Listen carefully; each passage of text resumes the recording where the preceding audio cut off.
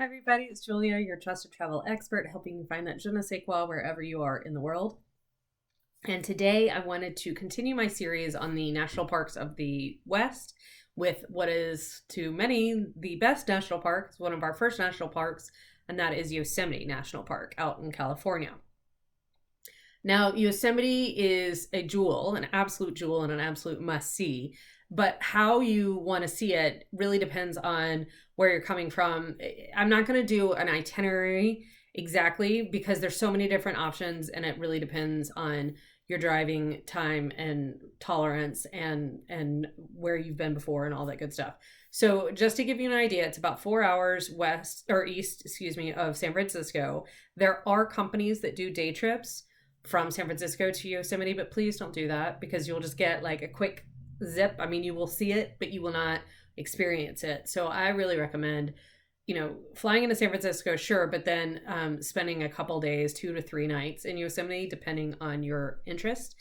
Most people will want to be, and most of the activities and most of the things you want to see are in Yosemite Valley, the famous, iconic glacial valley with all the amazing giant granite formations and all the waterfalls and the little Merced Creek running down through the middle of it.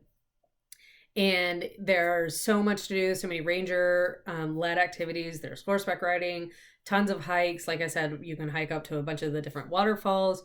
You can summit Half Dome, but that requires permits. You can also drive up to, Glacier Point to look down into the valley, see the valley from tunnel view, all kinds of really great things right there in the valley. And there are some lodging options right there in the valley as well. The iconic and famous Ahwahnee Lodge is your number one choice for staying. It does book up, and so you do want to reserve far in advance.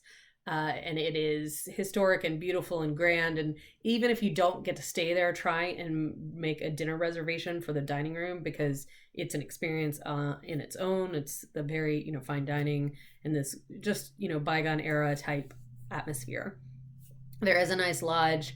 And the name might not be the Ahwahnee anymore, but I'm sure if you Google the Ahwahnee, you'll find it. There was a legal dispute with the name a couple years back. There is another inn in the valley that's not quite as nice, but still quite nice and actually newer and more modern. And then they, of course, have Curry Village, which is the tented cabins and, a campground galore. But there is also, so that's the sort of, you get to the valley from the west entrance of Yosemite. There is a southern kind of area of interest, which is Mariposa Grove, and that's the grove of either redwoods or sequoias, and I always forget which it is. And they explain the difference and how you can tell the difference between the two trees, and I always forget. But you learn that if you go visit Mariposa Grove, and there is a lodge down there called the Wawona Lodge that's much more sort of like basic, but really like historical and cute and charming. So that's down in the south, just south of the valley. And then there is an exit on the east side of Yosemite if you wanted to go either up to Lake Tahoe, which is good, or go the back way to Death Valley, which you could do as well through the town of Bishop. But the thing to know about Tioga Pass, which is the road you have to take to exit out that east side of the park, is that it is a very small and narrow and windy road, and it is notorious for closing at the drop of a hat for any inclement weather. And because you're up in the Sierras, you can get a very late snow. I mean, late into May and June even. So if you have plans to go out that east entrance and to use Tioga Pass, just be aware of that, because if it closes on you the day before or, something like that, your drive is going to be quite a bit longer, because that is the best route out east. So those are the main parts of the park that I would recommend. If you do want to connect up to Lake Tahoe, which is a great option, it's about 4 hours. So it's about it's 3.5, 4 hours to go anywhere in California, it seems like. San Francisco out to Lake Tahoe is 3 to 4 hours, depending on which part of the lake. Again, depending on whether you're in North, which I like North Lake Tahoe more than South Lake Tahoe personally. But there's also some great resorts in South Lake Tahoe, so it's not like that's a bad place to go. South Lake Tahoe down to Yosemite is about 3 hours. And Tahoe is gorgeous. The lake, I think it's one of the most beautiful places. Crystal clear blue water, surrounded by mountains. I mean, you can drive the loop around the lake. There's great hiking around there. Obviously, in the winter, there's really great skiing. But you can, do boating, although the water is always going to be cold, so just be aware of that. Tubing, really great things to do in Lake Tahoe as well. So you very easily could just do a week, flying in and out of San Francisco round trip and doing Lake Tahoe and Yosemite and going back. But what most people like to also combine with Yosemite is its sort of little sister national park, and that's Sequoia and Kings Canyon National Park. Sequoia National Park is what most people call that. And Sequoia is only a couple hours, again, about 3.5 hours south of Yosemite. So especially if you maybe split up your stay or you ended up staying in that southern part of Yosemite. Oh, and let me tell you the names of the towns. There are towns right outside that east entrance and west entrance if you don't get into one of the national park lodges, because again, you got to book those in advance. So just outside the west entrance of the valley, so the closest you can get really to the valley without being in the park, is El Portal, and that's just a little tiny village with I think 2 or 3 motels that are fine, that are totally good, and you're only 10-15 minutes outside of the park. On the southern end, close to Mariposa Grove, is the town of Oakhurst. And if you can't get into any of those options, then you've got to go down towards the valley, towards I-5. Like Merced is kind of the closest town to Yosemite National Park that's, kind of right off the freeway. And that has your typical motels and roadside hotels and things like that. And that's probably your most budget-friendly option as well. But it's definitely not the best option. So for Sequoia is much more limited as far as things to do and see. I mean, you obviously would want to see the big trees. That's why you go. And it's more of a driving they've got a driving loop that you kind of tend to do. I mean, of course, you can go hiking or camping, anything like that as well. But they also have severely limited lodging inside the park.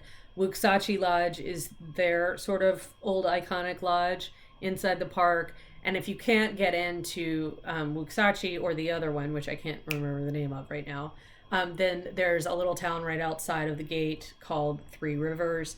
It's also very, very limited. So again, if you go down towards I-5, you get to the town of Visalia, and Visalia is the closest town to Sequoia. But so Sequoia is only about 2.5-3 hours south of Yosemite. And then from Sequoia, you could, again, just go to LA and finish it off there. That's about 4 hours, I believe. And yeah, 3.5-4 hours, as everything else is. But I think it would be more interesting to continue your exploration of national parks and drop down also 3.5-4 hours to Palm Springs, because Joshua Tree National Park is right next to Palm Springs. And of course, Joshua Tree has those really unique cactus formations, Joshua trees, and is a fabulous place to visit. Beautiful. Palm Springs is also a really cool town to visit in its own right, with all the sort of mid-century architecture out in the desert with the mountains around it, and that whole Coachella Valley is great for golf and spas and resorts and things like that.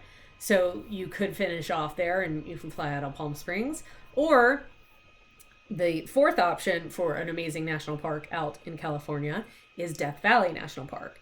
And I remember when I was a kid driving through Death Valley, it scared me because it was below sea level, and it's called Death Valley, and it's hot, and it's a big wide open desert. And what if you have a flat tire? Oh my God. But the interesting thing is, when I worked for the French company that brought all the European tourists to the US, they all want to see Death Valley. Every single one of them. They do day trips from Vegas because it's only about 2.5-3 hours from Vegas. So everybody goes to Death Valley. So I'm very well aware that there are really only 2 lodging options inside Death Valley National Park. That's Furnace Creek Ranch Resort and Stovepipe Wells Inn, and or the Inn at Stovepipe Wells, I think it is. And so you really, those are your best options to visit Death Valley, is to get into one of those. So again, book, check far in advance to make sure that there's availability and you get in there. I will say that if you go from Sequoia to Death Valley straight, that's going to be your longest drive, and probably not so pleasant. It'll be a little bit easier if you maybe can spend the night in either Visalia or down in Bakersfield. That'll shorten your drive to get into Death Valley. But you can also go straight from Death Valley up the backside of the Sierras straight to Yosemite if you're not so interested in seeing Sequoia. And you probably would want to spend the night in like Bishop, is the cute little town on the backside of the Sierras. Or you could also go to Mammoth ski area, which, you know, is a fun all year destination. And that's also on that backside of the Sierras, sort of between Death Valley and Yosemite, kind of. And then, you know, once you visited Death Valley, then you can, like I said, you're only a couple hours from Las Vegas. And so you could easily do, you know, Vegas to San Francisco or vice versa and still see lots of national parks. You could do LA, San Francisco, Palm Springs, San Francisco, vice versa. As you can tell, there are lots and lots of options. And that is just a stunning, stunning, and very diverse part of the state of California and our country. And I highly recommend that you visit. If you do go, try to avoid being in Sequoia and Yosemite over the weekend if you can, because that is obviously when they are most busy. And if you do go to Death Valley in the summer, be prepared for it to be very, very hot. It should be self-evident, but you would be surprised. So if you have any questions, let me know. I would love to help you plan your road trip through any of our national parks out west. They are really, really a special resource we have here in America. So that's it for this week, and I will talk to you next week. Bye.